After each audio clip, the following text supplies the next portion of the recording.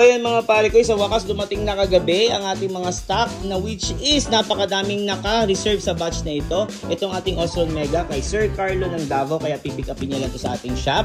Kaya Osron Optimus naman kay Sir Will ng Iligan, pero sasalubungin niya ng Cagayan kasi wala pong direct na bus from Davao to Iligan. And then another Osron Optimus kay Sir Foss ng Cebu, Jade's Cargo or AP Cargo. So Osron Godzilla naman, oh my god, napakahalimaw kay Sir Alvi ng Pagadian.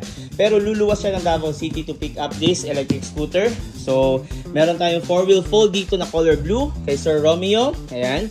So, ng Bulacan. Pero, sasalubungin niya lang ito sa PTEX kasi ang ating PTEX is just 2 to 3 days lang from Davao City. So, another 4-wheel fold naman na color red kay Ma'am Evelyn ng QC.